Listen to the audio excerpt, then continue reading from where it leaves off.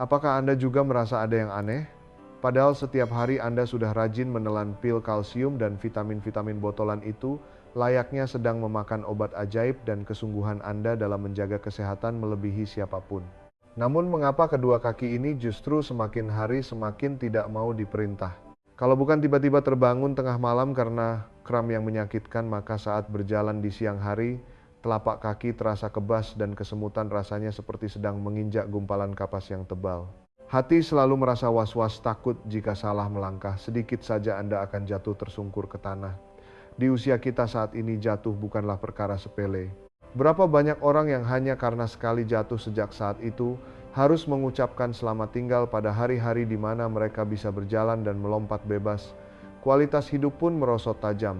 Akibatnya kita mati-matian meraih sedotan penyelamat, mempercayai berbagai iklan dan saran para ahli, serta menaruh seluruh harapan pada suplemen kesehatan. Kita mengira semakin banyak yang dimakan semakin tebal benteng perlindungan tubuh, seolah-olah kita bisa mengunci masa muda dan membeli rasa aman. Ini hampir menjadi ritual kesehatan tak tertulis bagi setiap dari kita. Namun kawan-kawan, hari ini saya harus dengan kejam menyingkap sebuah rahasia yang telah sengaja disembunyikan oleh produsen suplemen kesehatan selama puluhan tahun. Dalam video berikut ini, saya akan menggunakan cara yang paling langsung dan mengejutkan untuk menghitung mundur dan mengungkap 5 jenis suplemen kesehatan yang diam-diam sedang melumpuhkan otot kaki Anda dan mematikan saraf. Mohon pastikan Anda menontonnya sampai selesai karena hari ini Anda akan mengambil kembali hak untuk tahu tentang tubuh Anda sendiri, belajar bagaimana menghindari jebakan mematikan yang membuat Anda keluar uang tapi malah menderita, serta mendapatkan satu set solusi ilmiah yang benar-benar bisa membuat kedua kaki Anda kuat dan langkah Anda ringan. Tunggu sebentar.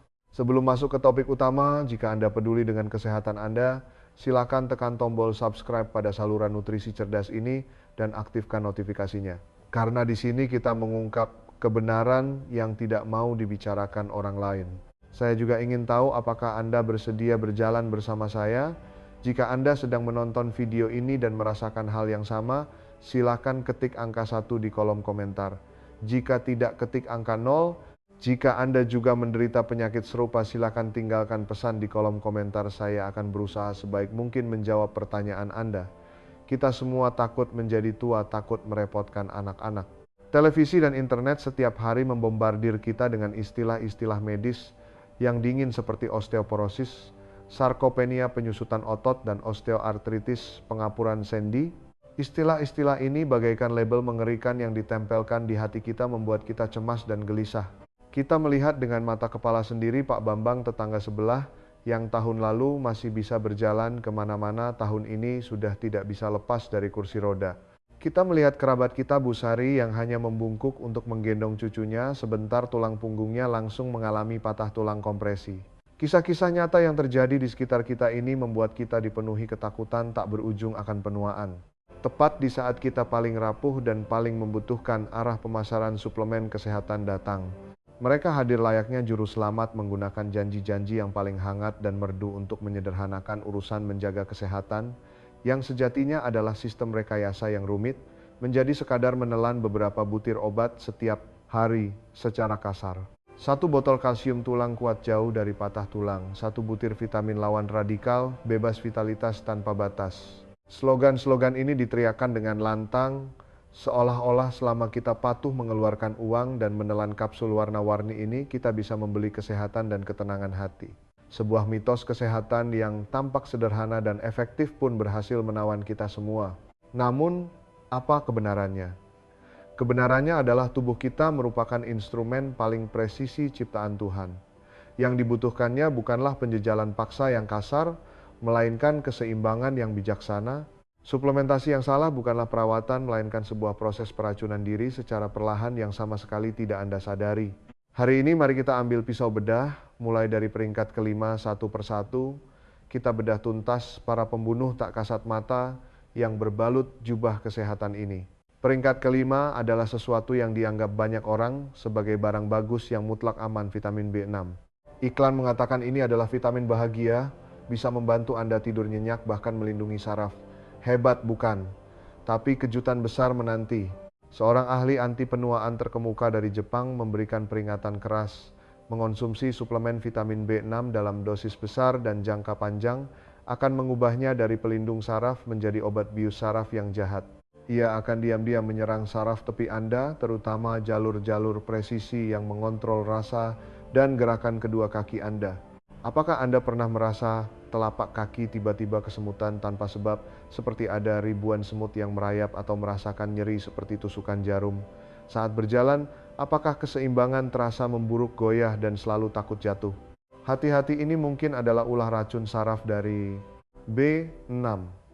Sebenarnya apa yang terjadi?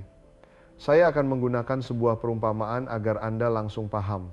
Saraf kita itu ibarat kabel listrik presisi di belakang peralatan elektronik rumah. Di bagian luarnya terbungkus lapisan kulit plastik isolator yang disebut selubung saraf mielin. Lapisan kulit ini sangat penting, ia menjamin sinyal perintah dari otak bisa tersampaikan dengan cepat dan akurat ke kaki Anda. Nah, vitamin B6 yang berlebihan bertindak seperti semacam pelarut kimia yang perlahan-lahan akan menggerogoti lapisan kulit isolator ini. Begitu kulit isolator rusak dan terjadi kebocoran listrik, sinyal saraf akan menjadi kacau balau. Otak memerintahkan untuk mengangkat kaki melangkah ke depan, namun saat sampai di kaki perintah itu mungkin berubah menjadi gemetar dan mati rasa. Inilah yang dalam istilah medis disebut neuropati perifer. Ini adalah kerusakan yang bersifat kumulatif menumpuk. Saat Anda menyadarinya, kerusakan itu biasanya sudah terjadi. Lalu bagaimana solusinya? Jawabannya sederhana sampai membuat Anda terkejut. Vitamin B6 sangat umum terdapat dalam makanan kita. Anda sama sekali tidak perlu mengeluarkan uang ekstra untuk membelinya. Satu buah pisang, sepotong dada ayam, sepotong ikan salmon, atau bahkan segenggam kacang Arab kandungan B6 di dalamnya sudah cukup untuk kebutuhan Anda seharian. B6 yang berasal dari makanan mutlak aman karena ia disertai oleh nutrisi pendamping lainnya, dan tubuh akan dengan cerdas hanya menyerap jumlah yang dibutuhkannya. Jadi tolong segera periksa toples obat di rumah Anda, hentikan botol B6 dosis tinggi itu. Kembali ke makanan alami adalah jalan yang paling benar. Selanjutnya, peringkat keempat adalah bintang super yang namanya sangat tenar, vitamin E. Begitu menyebutnya, yang terlintas di benak semua orang adalah antioksidan, anti penuaan, pelindungan kardiovaskular, dan kulit halus. Benar-benar senjata rahasia bagi kita yang paruh baya untuk melawan usia. Banyak orang bersikeras memakannya, satu butir, setiap hari, merasa diri mereka selangkah lebih jauh dari penuaan. Namun saya harus memberitahu Anda sebuah kebenaran yang akan membuat punggung Anda merinding. Apa yang Anda telan itu?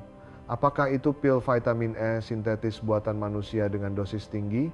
Jika ya, saya beritahu Anda yang Anda makan itu bukan payung pelindung, melainkan mungkin racun. Ia bisa berubah menjadi biang keladi, penyumbatan sirkulasi mikro di kaki Anda. Ia akan secara langsung mengganggu penyerapan vitamin lain dalam tubuh kita yang bekerja dalam senyap namun sangat vital, yaitu vitamin K. Apa fungsi vitamin K? Ia adalah panglima tertinggi sistem darah kita. Begitu fungsi vitamin K dilumpuhkan oleh tamu tak diundang bernama vitamin E ini, darah Anda mungkin akan menjadi terlalu encer atau kacau. Pembuluh darah kapiler paling halus di dalam otot akan mudah mengalami gangguan sirkulasi. Apa akibat yang ditimbulkannya? Bukan kesehatan, melainkan rasa sakit. Bukan vitalitas, melainkan kekakuan. Bukan umur panjang, melainkan siksaan. Otot kaki Anda akan menjadi seperti ladang yang tidak mendapat irigasi, cukup perlahan-lahan menjadi kekurangan darah, iskemia, dan kekurangan oksigen. Akibatnya, rasa pegal, lemas, dan rasa berat pun datang menghampiri. Apakah Anda pernah merasakan sensasi itu? Saat tidur malam, kaki tidak tahu harus diletakkan di mana terasa pegal dan bengkak. Ini adalah ciri khas restless leg syndrome, sindrom kaki gelisah. Seringkali hal ini berhubungan dengan ketidakseimbangan nutrisi semacam ini. Dalam jangka panjang, fungsi otot menurun dan keseimbangan tubuh pun otomatis semakin buruk.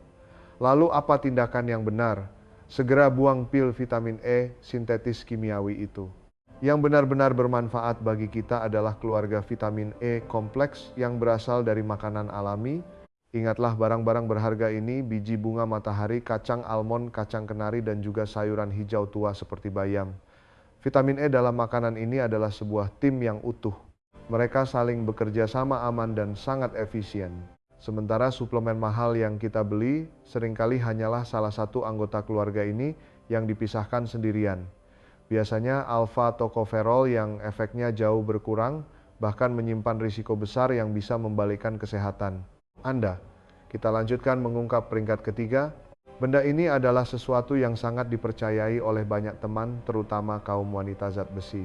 Begitu merasa pusing, berkunang-kunang, atau badan lemas, pikiran pertama yang muncul adalah, apakah saya kurang darah anemia?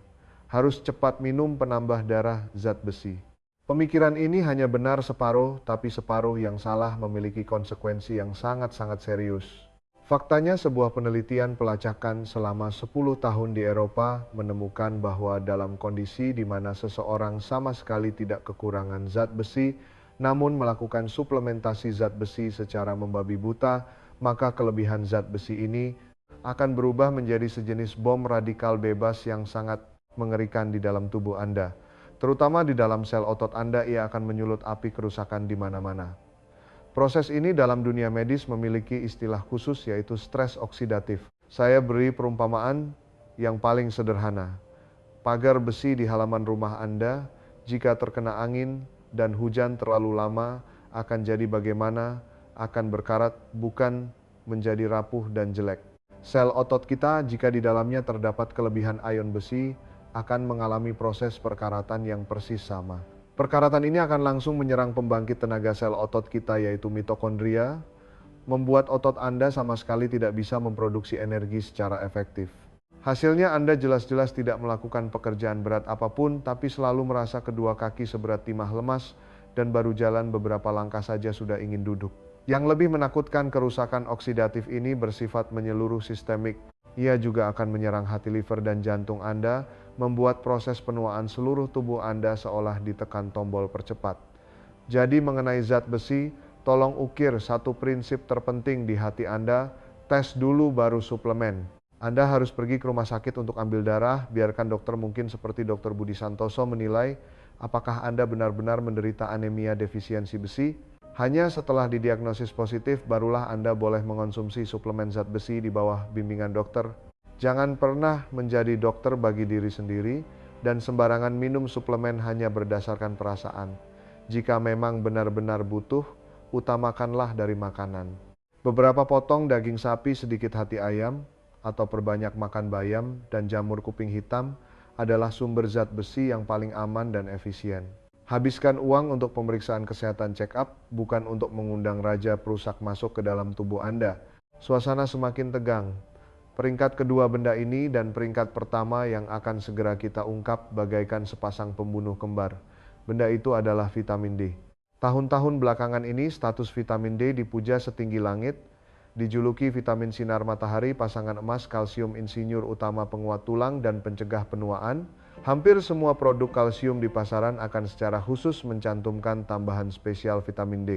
Ini terdengar seperti perpaduan surgawi yang sempurna, tanpa celah bukan, namun kawan-kawan iblis selalu bersembunyi dalam detail.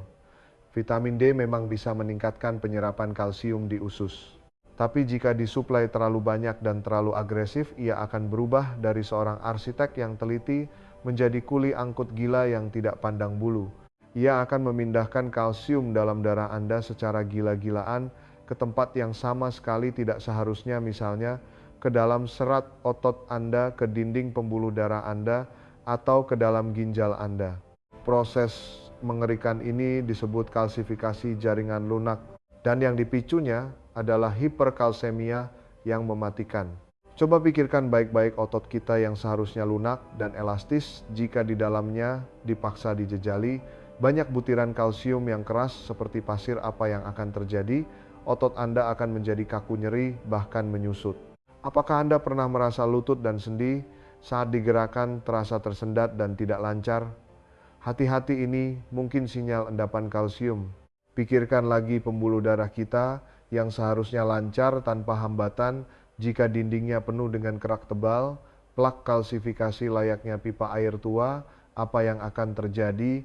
Pembuluh darah akan mengeras dan menjadi rapuh. Tidak hanya sangat mengganggu pasokan darah ke kaki, tetapi juga membuat risiko serangan jantung dan stroke melonjak drastis.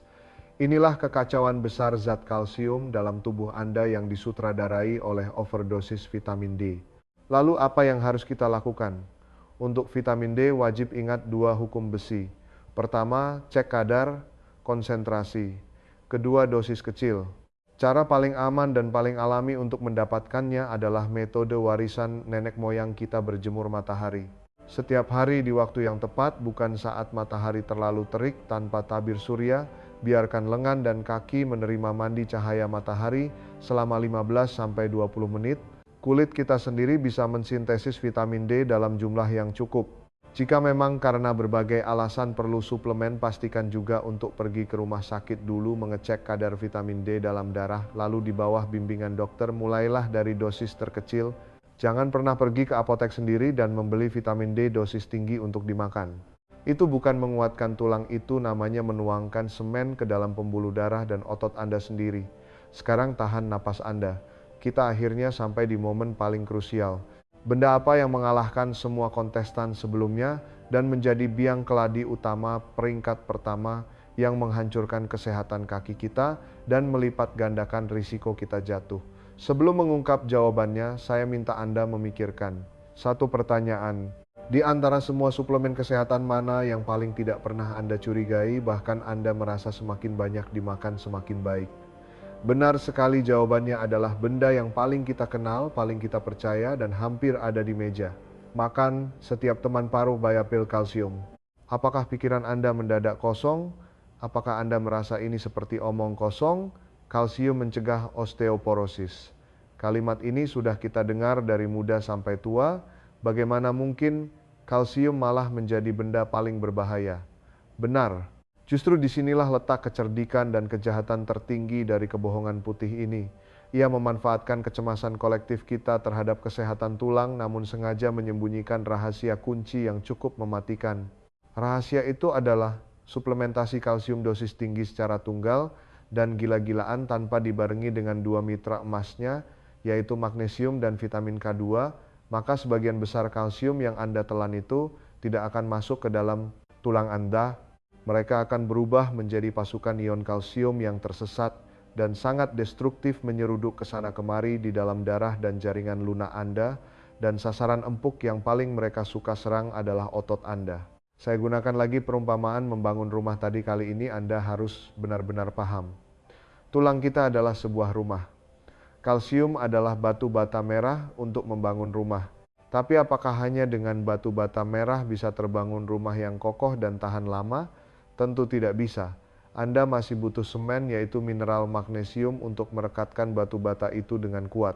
Hanya ada semen dan bata pun belum cukup. Anda masih butuh seorang mandor yang berpengalaman, yaitu vitamin K2, untuk mengarahkan agar bahan-bahan bangunan ini dikirim secara presisi ke lokasi konstruksi tulang, bukan ditumpuk di pinggir jalan raya. Sekarang coba Anda bayangkan jika Anda hanya gila-gilaan mengangkut batu bata merah ke dalam tubuh suplemen kalsium, tapi tidak ada cukup semen. Magnesium dan mandor K2, apa yang akan terjadi? Batu bata tak bertuan ini akan ditumpuk secara salah di berbagai sudut tubuh. Jika ditumpuk di otot kaki, Anda akan kram kaku dan nyeri tanpa sebab yang jelas. Anda terbangun tengah malam karena kram kaki yang menyakitkan, mengira itu karena kurang kalsium. Akibatnya, Anda semakin rajin minum kalsium tapi malah semakin sering kram. Sekarang Anda mengerti mengapa. Karena kalsium yang Anda minum semuanya lari ke otot dan membuat kekacauan di sana. Inilah biang keladi sebenarnya yang menyebabkan banyak orang paruh baya kaki dan tangannya tidak leluasa, bahkan tidak bisa berjalan. Jadi satu-satunya kebenaran tentang suplementasi kalsium adalah suplementasi sistemik, bukan nekat minum satu jenis saja. Yang Anda butuhkan adalah tim yang seimbang, bukan pahlawan kesepian. Saat Anda ingin menambah asupan kalsium, pastikan diet atau suplemen Anda juga mengandung magnesium dan vitamin K2 dalam jumlah yang cukup. Cara yang lebih baik adalah kembali ke kearifan leluhur kita. Perbanyak makan makanan tinggi kalsium yang alami. Misalnya, ikan teri kecil yang dimakan bersama tulangnya, tahu tradisional yang padat, atau segenggam kecil wijen hitam.